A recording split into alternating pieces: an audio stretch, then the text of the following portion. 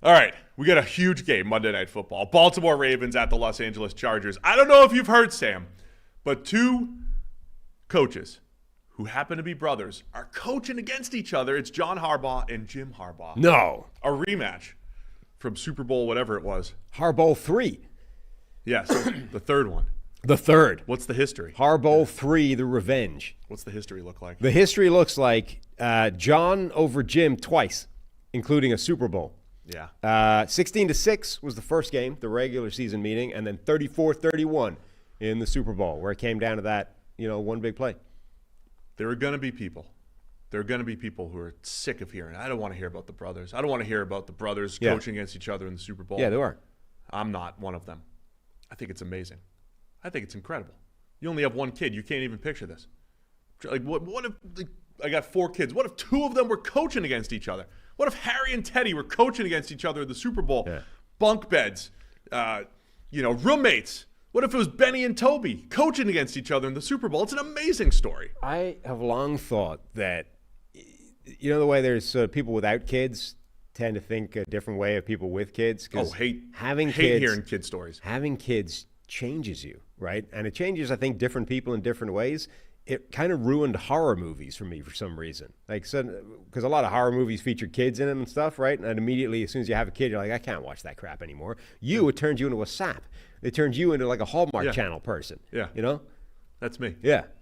Just picture. So everyone, like people without kids, are like, I am sick of this hardball bullshit. You are like, I can't get enough of this. I'm going to be living vicariously through Jack Harbaugh watching his kids coach against each other. Yeah. Just the torment of who do you root for? What do you do? I'm just rooting for a good game that hopefully is a 3-point game in the Super Bowl. Just rooting for good. I'm rooting for them both. Just rooting for them both. NFL hat and everything. And it's 2 good teams, obviously. The Baltimore Ravens sitting there at 7-4, Chargers at 7-3. There's playoff implications here because both teams are in the wild card race right now. Neither team is leading their respective division.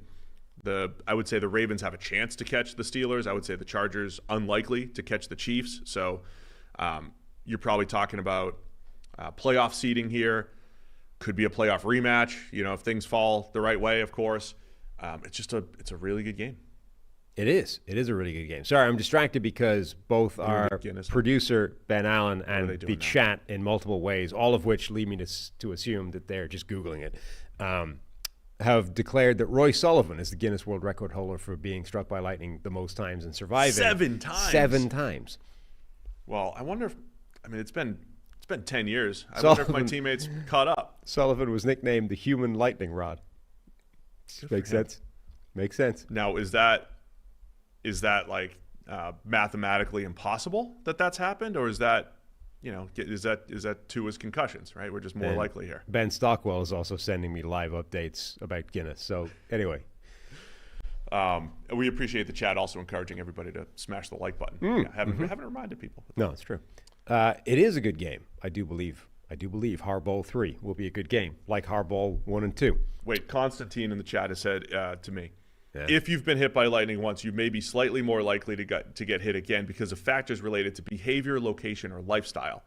So it's not so much, So you're not it's not your positively charged. Yeah. It's that you just happen to linger in lightning places. Correct. Okay. It's just you're like a storm chaser or something like that, and it's like when you're chasing storms, it could happen. It's that statistically speaking, the people struck by lightning are more likely to be the people struck by lightning.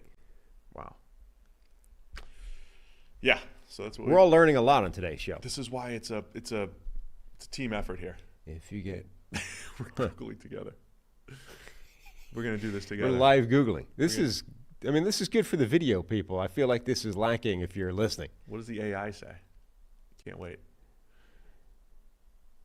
Lightning is yeah, this doesn't feel like great audio. Lightning does strike twice.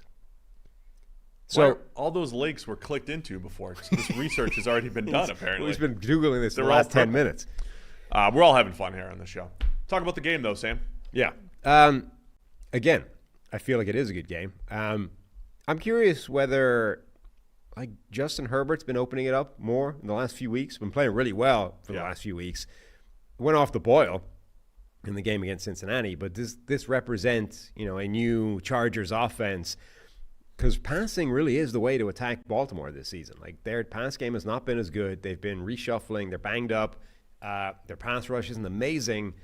They can be attacked and exploited. Yeah, Herbert's been playing really well. I think if you're using PFF and premium stats and whichever way you want to slice and dice the data, look for the last 4, 5, 6 weeks, whatever it is. Herbert's highest graded. He's been the best quarterback in the NFL, and it's coincided with him getting healthier. He was on a real hot streak, as you mentioned, against the Bengals. I thought Cincinnati's defense cracked down really well. He went 6 for 23 during a stretch in that game, but I think Cincinnati deserves credit for that. There were drops in that. Herbert missed some throws, all that. But he's been throwing the ball much better. And you're right, Baltimore, that is the way to attack them. And I think that'll be interesting if they start, pounding their head against the wall, because I think Baltimore's run defense they're still stout, fundamentally sound. They play well up front. I think the Chargers should open it up and try to put some points on the board. Yeah. And then you have this dynamic of Lamar Jackson and the Ravens offense against the Ravens defense, the Jesse Minter defense of the Chargers, which is the Mike McDonald style, right? The same style. And when you watch the Chargers, I think they're so good at keeping QBs in the pocket and playing disciplined up front. Now with Lamar versus, say, a Mahomes or a Jaden Daniels, guys who tend to move out of the pocket more, it's less important. But Lamar's still going to move around. Like, he's still going to have 8 to 10 plays where he's running around and trying to make plays on the run, throwing the ball. And the Chargers are so good at gap exchanges, so stunts, but also just like taking linebackers and just sneaking up. This is what the Bills did to Mahomes last week, right? You kind of sneak a spy in there, and as soon as he moves, you attack him. The Chargers are really good at that. So I think they have a chance to keep Lamar in the pocket and make him consistently win. It's how the Steelers did it last week. Make him consistently win with the pocket, take away the underneath stuff, force the deeper throws. I think it's not really a blueprint, I don't think, from Pittsburgh. They just executed it really well, but I think the Chargers have a chance to do the same. Maybe take away the underneath stuff, make him hit tight window throws down the field. I mean, that is a kind of interesting element, right? That Lamar going up against a defense that he should be intimately familiar with, because it's essentially a derivative or a variant of the one that they played in Baltimore and have played for years in Baltimore. Like, yeah, he should know, or he should at least be very familiar with how that defense operates based off practicing against it significantly. Does that help, or is that a defense that actually does well against Lamar Jackson? So that, I think, will be a pretty fascinating element of this. That Chargers defensive line against Cincinnati was really good. I mean, Tuli Peloto caused all kinds of problems. Joey Bosa was a factor as well. This was with Khalil Mack on the bench, injured on the sideline. They were really disruptive. So can they do that again against Baltimore? That's a really fascinating side of the ball. Yeah, Baltimore's pass blocking, I think, given some of their questions coming into this year, has been pretty good, but they've had some games where they've struggled up front. And again, I think the Chargers are good at getting they were good at getting pressure. They're also good at playing contain as well, right? The thing that we always say, hey, the Jags, awful at this, right? They're letting QBs run around, do whatever they want. The Chargers are a very good controlled pass rush type of team. Yeah, and really one of the big things from last week against Pittsburgh is that once Lamar Jackson was kind of knocked out of his rhythm, he wasn't able to sort of have the same efficiency or the same accuracy passing the ball as he had the rest of the year, right? It wasn't just the Pittsburgh defense did a really good job. It's that once they had done a number on him, he started missing a bunch of throws. Like, there were open throws against Pittsburgh, and Lamar was missing them consistently. Whereas previously this year, like, he's been dialed in, he's been hitting all kinds of crazy passes.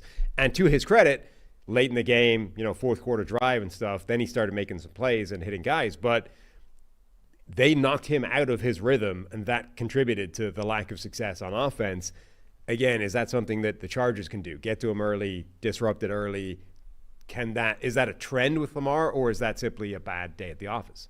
And then you have the whole dynamic of the Harbaughs being brothers. Yeah. There's also that, which I think will be fun. Which has really been underreported. I mean, I don't watch NFL coverage, so I don't know how much it's been talked about this week. I'm assuming it's come up. Probably a lot. Yeah. Probably a lot. I'm sure it will on Monday night as well. I'm glad it's in prime time. Good job, schedule makers. Good job, Chargers, living up to the hype for the first time in 12 years. That's been great to have the Chargers actually being good. This is like the least hype they've been this Well, year. it was too, almost like other than just having Jim Harbaugh. Yeah, it was almost the 1 year. Like half the people kind of jumped off and went, okay, they'll be good at some point, but probably not this And year. then they're like, we're going to get Jim Harbaugh. It's like, I'm back in. No, but even with Chargers hype. Harbaugh, a lot of people sort of backed off the usual hype, which is this year is probably not. Next year, they'll be great. I will say, I mean, they said, we're going to build in the trenches first.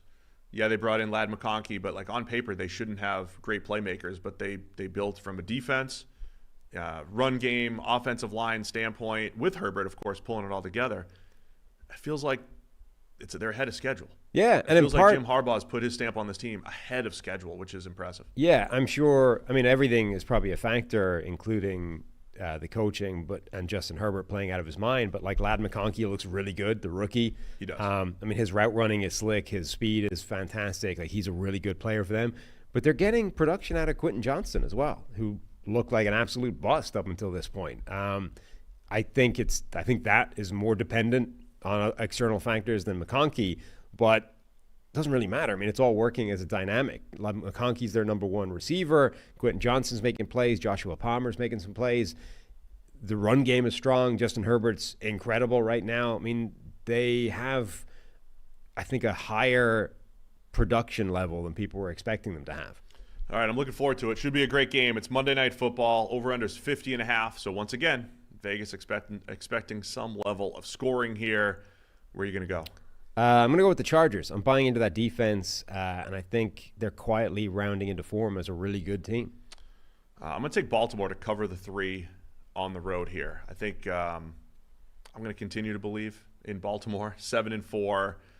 I think against non-Steelers good teams, they're going to be, put their stamp on this thing. Harry also taking the Ravens to cover the 3 here. Thanks for watching all the way to the end of our video. For more great content, click here to subscribe and here to watch another video. We'll see you again soon.